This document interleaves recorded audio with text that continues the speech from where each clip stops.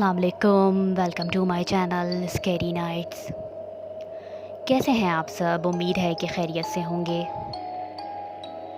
जैसा कि आप जानते हैं कि हम अपने इस चैनल पर आपके साथ हुए रियल वाक़यात शेयर करते हैं, तो अगर आपके साथ भी कोई ऐसा वाक़या पेश आया है तो आप हमसे शेयर कर सकते हैं और हमें ईमेल कर सकते हैं scarynight73@gmail.com पर। तो चलिए बढ़ते हैं अपने वाक़े की तरफ। ये स्टोरी हमें जिन साहब ने भेजी है उनका ताल्लुक़ गुलिस्तान जौहर से है। ये बताते हैं कि ये वाक़या उस वक्त का है जब गुलिस्तान जौहर ज़्यादा आबाद नहीं था। इस फ्लैट की लोकेशन कुछ यूँ थी कि आप NAD से टूवर्ड्स कॉन्टिनेंटल की बैक साइड की तरफ जो चंद फ्लैट्स बने हुए थे, ये उन्हीं में से एक था। और उस वक्त ये काफ़ी सुनसान, बयाबान और वीरान था, लेकिन आसपास का जो लुक था वो हमें बहुत पसंद आया। पीछे पहाड़ी, हरियाली और जंगल था, लेकिन ज़्यादा आबादी नहीं थी। ये बताते हैं कि एक रात हम सबको कहीं दावत पर जाना था। सिर्फ उनकी छोटी बेटी घर पर अकेली थी, जो अपने एग्ज़ाम की वजह से उनके साथ नहीं गई। उनकी बेटी बताती है कि जिस वक्त आप लोग घर से बाहर निकले तो मैं गेट बंद करके फ़ौरन ही अपने रूम में आके पढ़ाई करने लगी। अभी कुछ ही देर गुजरी थी मुझे कि लाइट चली गई, तो मैं उठी और मोबाइल की टॉर्च से मैंने एक कैंडल ढूंढी और कैंडल जला के रूम में लेकर आई। अभी मैंने वो कैंडल अपनी टेबल पर रखी थी और दोबारा से पढ़ाई करने लगी, तो कुछ ही देर में मुझे ऐसा महसूस हुआ कि उस कमरे में मैं अकेली नहीं हूँ। वहाँ मुझे किसी की प्रेजेंस फील हुई। आप यकीन नहीं करेंगे कि मैं बहुत घबराई, क्योंकि मैं घर पर अकेली थी। तो मुझे कुछ समझ ना आया कि मुझे क्या चीज़ फील हो रही है। उसी लम्हे मुझे अपने पीछे रखी रॉकिंग चेयर की आवाज़ फील हुई और कुछ मूवमेंट, जैसे उस चेयर के ऊपर कोई बैठा है। मेरी इतनी भी हिम्मत ना हो सकी कि मैं पीछे मुड़कर देखूं, और मेरे पसीने आने लगे और कुछ समझ ना आया। मैं दिल ही दिल में आयतल कुर्सी पढ़ने लगी। फिर हिम्मत करके उठी और पीछे मुड़ के देखा तो वहाँ मेरे अलावा कोई और मौजूद नहीं था। लेकिन जो बुक मैं पढ़ रही थी, उस बुक की जगह एक दूसरी बुक रखी हुई थी। मुझे फिर लगा कि शायद अंधेरा है और मैं घर में अकेली हूँ, तो शायद मैं अपनी अटेंशन यहाँ वहाँ कर रही हूँ।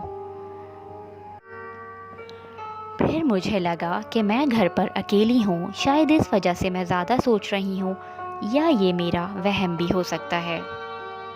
मैं अक्सर ऐसे अपनी पढ़ाई की वजह से घर पे रुक जाया करती थी, और कभी मेरे साथ ऐसा कुछ पहले वाले घर में नहीं हुआ। खैर, मैंने इसको अपना वहम समझा और दोबारा अपनी पढ़ाई करने लगी। अब मैं काफ़ी परेशान हो रही थी और मैं अपनी पढ़ाई पर भी फोकस नहीं कर पा रही थी। मैं उठी और जाके अपने बेड पे बैठ गई। अभी मैं चेयर से उठ के अपने बेड तक आई हूँ कि मुझे ऐसा फ़ील हुआ कि मेरे सामने से कोई शैडो गुज़रा है। बाकायदा तो मैंने किसी को वहाँ पे नहीं देखा, लेकिन ऐसा होता है जब अक्सर कोई हमारे सामने से गुज़रे तो हमें फ़ील हो जाता है। इतनी देर में मुझे अपने बहन के चीखने की आवाज़ आई, जैसे वो मुझे आवाज़ दे रही है और कह रही है कि दरवाज़ा खोलो। मैं जैसे ही अपने रूम से निकली तो वो आवाज़ मुझे सीढ़ियों के पास से आ रही थी। आपको बताती चलूँ कि जब ये घर हमने लिया था तो हमें यहाँ के मालिक मकान ने कहा کہ آپ یہ چھت ابھی یوز نہیں کر سکتے، اور ریزن یہ تھا کہ چھت پہ ان کا کچھ سامان ہے۔ تو انہوں نے وہاں پہ ایک لاک لگایا ہوا تھا۔ جیسے ہی میں سیڑھیوں کے قریب آئی تو مجھے اپنی بہن کی آواز کافی زور زور سے آنے لگی، اور وہ مجھے کہہ رہی تھی کہ تم دروازہ کھولو، دروازہ کھولو۔ میں کافی پریشان ہو گئی کہ میری بہن چھت پہ کیا کر رہی ہے۔ میں بالکل ہی بدحواس سیڑھیوں کی طرف دوڑی، اور سیڑھیوں کی طرف جاتے ہوئے مجھے یہ خیال ہی نہ رہا کہ میری بہن تو میرے والد صاحب اور پوری فیملی کے ساتھ باہر گئی ہوئی ہے۔ مجھے کچھ ہوش نہ تھا اور میں سیڑھیوں کے اوپر تک چلی گئی۔ آپ یقین مانیں کہ جب میں دروازے پر پہنچی اور وہ دروازہ میں نے دیکھا کہ لاکڈ ہے، تو مجھے کچھ سمجھ نہ آیا، اور میری حالت ایسی کہ میں وہیں سے بے ہوش ہو کے گرنے لگی۔ آپ کو یہ بتاتی چلوں کہ اس دروازے کے اوپر کافی ساری قرآنی آیات اور کچھ دھاگے وغیرہ بندھے ہوئے تھے، جس کا ہمیں سختی سے منع کیا گیا تھا کہ یہ ہمیں یہاں سے نہیں ہٹانا، اور نہ ہی کسی نے یہاں کا لاک کھولنے کی کوشش کرنی ہے۔ مجھے وہاں اتنی زور کا چکر آیا کہ میں اپنے آپ کو سنبھال نہ سکی، اور وہیں سیڑھیوں پہ بے ہوش ہو گئی۔ میں 2-2.5 گھنٹے تک وہیں بے ہوش پڑی رہی۔ جب میری فیملی واپس آئی اور کافی بیلز بجانے کے بعد بھی جب میں نے گیٹ نہیں کھولا اور نہ ہی اپنا موبائل فون ریسیو کیا، کافی کالز میرے والد صاحب مجھے کر رہے تھے۔ پھر ان کے پاس کیز ہوتی ہیں، انہوں نے گیٹ کھولا اور وہ اندر آئے اور مجھے پورے گھر میں ڈھونڈا، لیکن میں کہیں نہ ملی۔ وہ بہت پریشان ہو گئے، اور سبھی گھر والے اتنا پریشان تھے۔ میری والدہ تو بہت ہی زیادہ رو رہی تھیں۔ اتنے میں میری بہن ڈھونڈتے ڈھونڈتے سیڑھیوں پہ چلی جاتی ہے، اور وہاں مجھے بے ہوش دیکھ کے زور سے چیخ مارتی ہے، تو پورا گھر ہی جمع ہو جاتا ہے اور سب بہت پریشان ہو جاتے ہیں۔ جب مجھے ہوش آیا تو میں بہت روئی اور بہت ڈری ہوئی تھی۔ میں نے پورا واقعہ اپنی والد اور والدہ سے شیئر کیا۔ میرے گھر والوں نے بس مجھے سمجھایا کہ بیٹا، آئندہ سے ہم آپ کو اکیلا گھر میں چھوڑ کے کہیں نہیں جائیں گے۔ ہم کچھ ہی دن اس گھر میں اور رہے، پھر ہم نے وہ گھر چھوڑ دیا۔ تو یہ تھا ان کا واقعہ۔